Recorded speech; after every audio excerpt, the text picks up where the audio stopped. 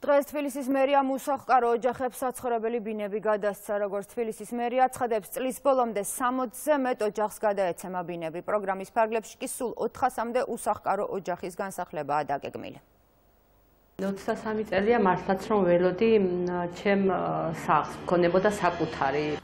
23 წლიანი ლოდინის შემდეგ შორენა კვიჟინაძე საკუთარი სახლი აქვს. წლების განმავლობაში უსახლკარო სტატუსის მქონე 5-სულიანი ოჯახი ნაქირავებ ბინაში რთულ პირობებში ცხოვრობდა. ბავშვებს საკუთარი ოთახი უნდოდათ, აი სულ ოცნებაში იყვნენ, რომ ჩვენი სახლი გვექნებოდა. ძალიან გახარებული ვართ ერთ დღით, ვერ აღვწერ იმ სიხარულს, რაც მოულოდნელი იყო ჩემთვის, აი დეკემბერში როცა მითხრეს, რომ სახლი შუქნიდა თბილისის მერია. საცხოვრებელი ფართის მიღება კვიჟინაძეებს დედაქალაქის მერმა პირადად მიულოცა. მრავალშვილიანი ოჯახის მსგავსად მუნიციპალური ფართი დღეს კიდევ 7 ოჯახს გადაეცა. კახა კალაძე ამბობს, რომ პროგრამა მისი წინასაარჩევნო დაპირების ერთ-ერთი მთავარი დაპირება იყო. მერია წლის ბოლომდე 60 უსახლკარო სტატუსის მქონე ოჯახის ბინით უზრუნველყოფას გეგმავს. ძალიან მიხარია, როგორც ჩვეულებრივ ადამიანს, როგორც ქალაქის მერს. მეც მათთან ერთად ბედნიერი ვარ. დღეს უკვე გვაქვს შესაძლებლობა 8 ოჯახს გადაეცეს ეს ბინები. წლის განმავლობაში რამოდენიმე ათეული ოჯახი იქნება დაკმაყოფილებული, 60-ზე მეტი და რა თქმა უნდა ჩვენი დაპირება რაც იყო, რომ არც ერთი უსახლკარო თბილისელი არ დარჩება საცხოვრისის გარეშე, ამას აუცილებლად შევასრულებთ.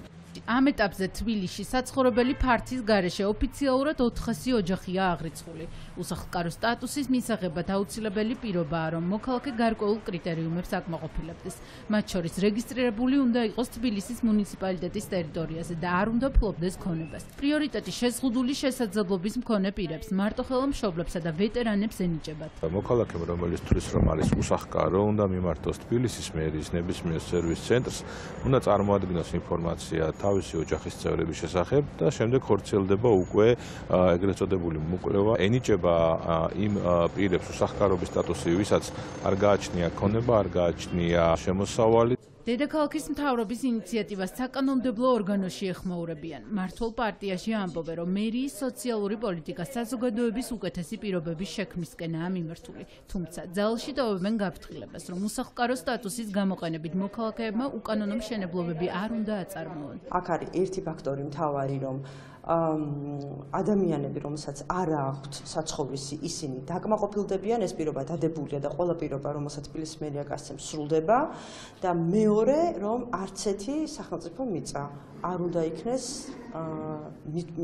მითვისებული. ყველა თბილის წელს, ვისაც რეალურად გააჩნია სახლის პრობლემა, დავაკმაყოფილებთ, თუმცა არ დავუშვებთ უკანონო მშენებლობებს. ეს კახას მხრიდან გაჟღერებული ძალიან მნიშვნელოვანი პროგრამა და ნაბიჯებია. თბილისის მერის განცხადებით, მომდევნო 4 წლის განმავლობაში უსახლკარო სტატუსის ყველა ოჯახი საცხოვრებელი ფართით დაკმაყოფილდება.